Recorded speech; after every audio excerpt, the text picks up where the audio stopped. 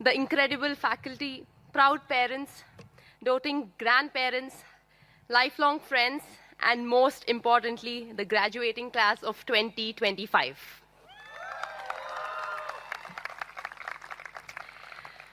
This isn't just a speech for me. Well, this is personal. Because, well, I didn't study here, but my husband did.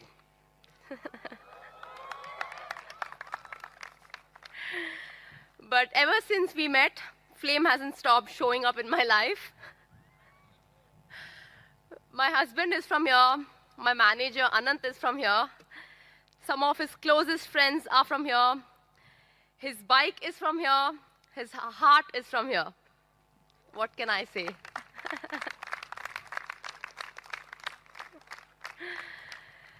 So even though I didn't walk these corridors as a student, I've heard so many stories, sat through so many. Bro, I can't explain it. You had to be there. Or bro, you never chilled on the cricket ground. Flame movements. That honestly, it feels like I also graduated from here too.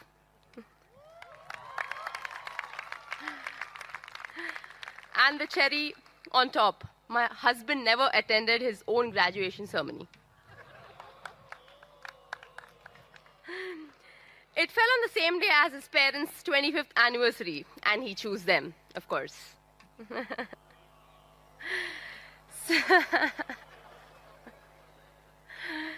So when Nimish uncle called and asked if I'd give this speech, I just smiled and thought, what a beautiful full circle.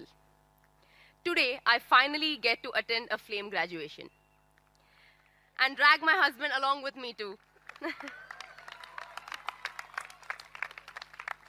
So trust me when I say, I'm not taking this moment for granted. Before we dive in, a small promise. I won't bore you with a long, serious, sleep-inducing monologue. Already it's been a long day, I understand. So please bear with me. I know you all been waiting to toss your hats, take 4,000 pictures, photos, post captions like, next chapter begins, or she believed she could, and maybe open that very chill bottle of water, guys, water.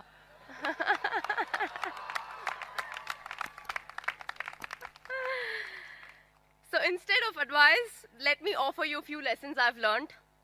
The hard way, the funny way, and the humbling way. These are the lessons that have stayed with me from 4 a.m. wake-up calls to Olympic podiums, and I hope at least one of them stays with you too. So here's lesson number 1. Dreams are free, but effort never is. Let's rewind. It was 8 years old when my father, an Arjuna awardee himself, received his medal. I remember him proudly showing me his card that read P.V. Ramana Arjuna awardee. And what did I do? I took a pen, scratched out his name, and instead wrote mine, P.V. SINDHU. Cute, right? Here's the thing about dreams though. They don't come with fine point. They don't tell you about the 4 a.m. alarms. They don't tell you about driving 150 kilometers to train every day for 10 years straight. They don't tell you about missing weddings, parties, school trips, or even my own sister's wedding because of a tournament. Or the nights we cry quietly into your pillow, only to wake up the next day and pretend everything is fine. That's the part nobody claps for. That's the rent every dream demands. People often ask me, Sindhu, how do you stay motivated? Let me tell you a secret. Well, I don't, not every day, not every week. But what I do is show up. Just show up. Even on days I didn't feel like it, especially on the days I didn't feel like it. And I want to say this to every graduate here today. You're not always going to feel inspired. You're not always going to feel strong. But if you show up, you're already ahead of most. Because the truth is this, dreams are free, but effort is never is. And the rent, it's due every single day. That's lesson number 1, guys. Well, lesson number 2. Failure is the greatest coach you'll ever have. Let's fast forward to the Rio Olympics 2016. I made it to the finals.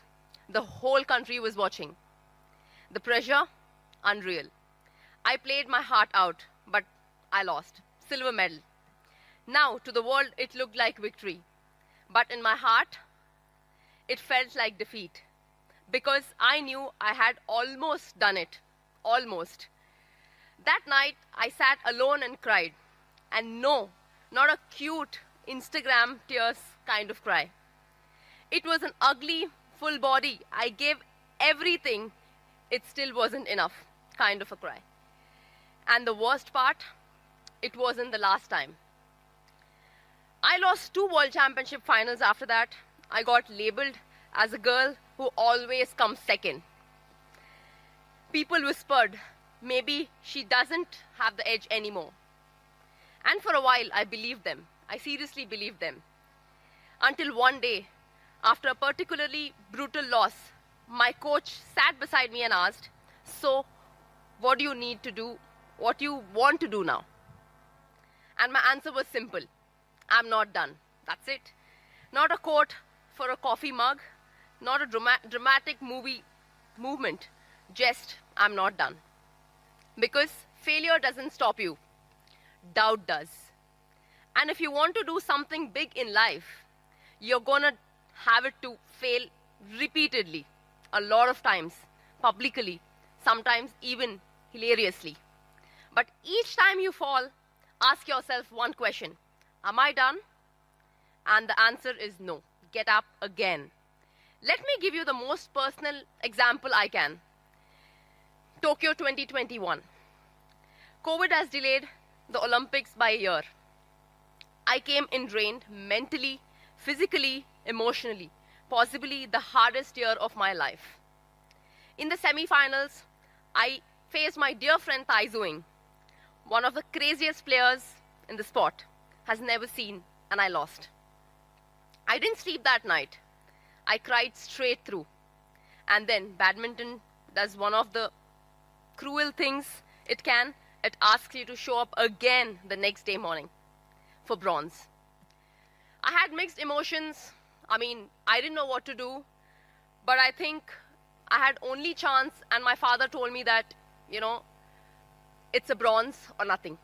That kept me going. The next day, no space for grief, no time to reflect, just another match, another fight. But somehow I did it, and I won that bronze medal for the country. And I'm proud to say that I'm the only badminton Indian woman to get 2 Olympic bronze medals.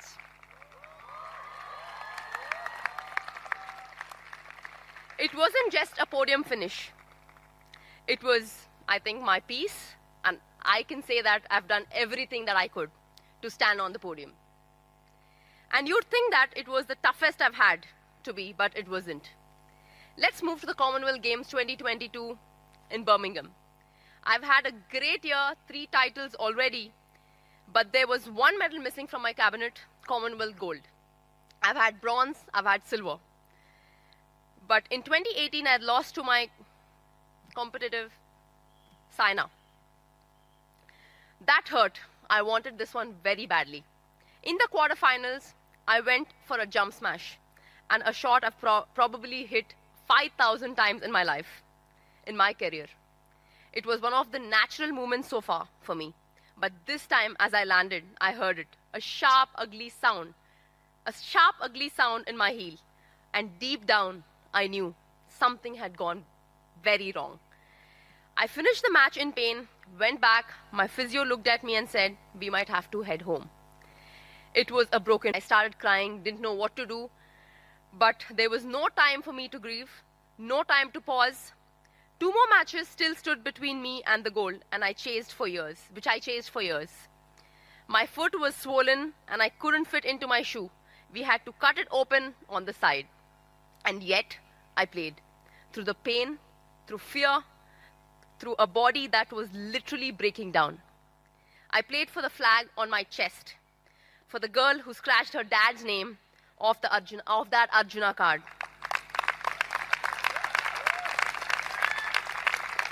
For the medal that had slipped away once before, to full matches, one shattered heel, one heart that refused to give up, and I won. That missing gold, finally is mine. Sometimes you just show up after a failure. Sometimes you show up while breaking. Because in sport and in life, of course, you have to always show up no matter what. That is lesson number 2, guys. Failure is the greatest coach you'll ever have. Lesson number 3, nobody wins alone. Let me bust a myth for you. Despite what headlines love to say, there is no such thing as self-made. Every medal I've won, every podium I've stood on, it may have been me out there on court, but behind the scenes, there was always an entire army. Coaches, physios, trainers, parents, friends, mentors, teammates, drivers, cooks, messieurs. People who believed in me, sometimes even on the days I didn't believe in myself. My dad once told me, champions aren't born, they are built. Brick by the people around them. And I've lived that truth every single day. When I was 13, my coach made a few of our juniors sweep the court before practice. Well, at that time, I thought it was a punishment. Later, I understood. He was teaching us that no role is beneath you while you're building up something great. Humility was the first lesson. Years later, before the Rio Olympics, my coach did something even more extreme. He took my phone away and sugar for whole 3 months. Yes, I know it sounds like a Black Mirror episode, I understand.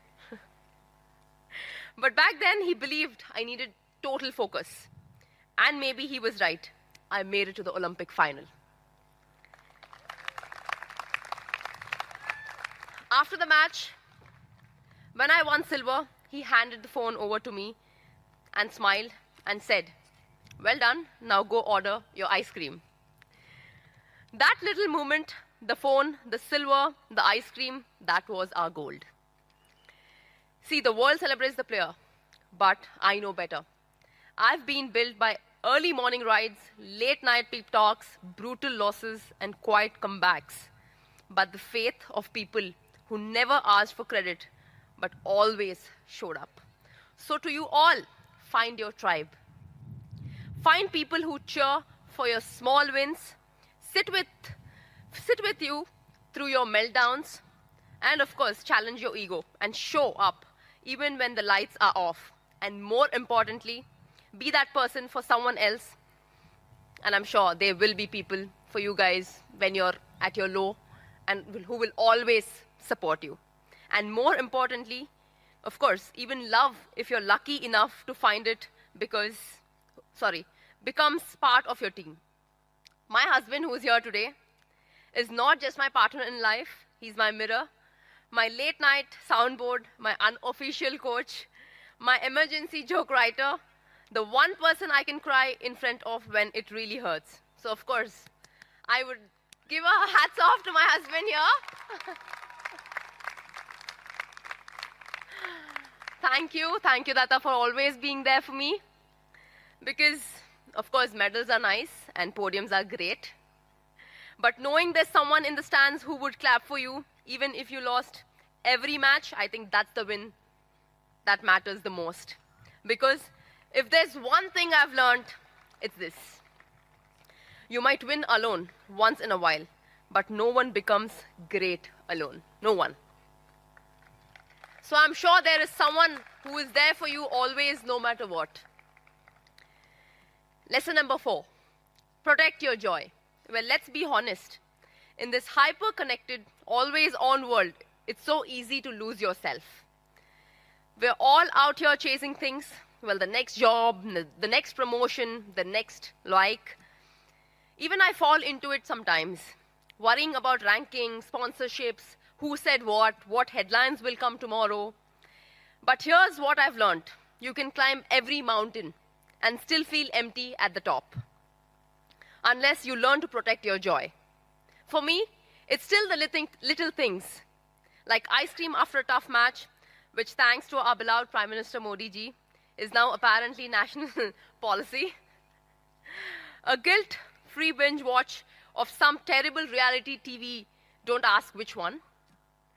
Playing with my dog like we're both puppies, or holding my husband's hand on a quiet walk without being stopped every 2 steps for a selfie.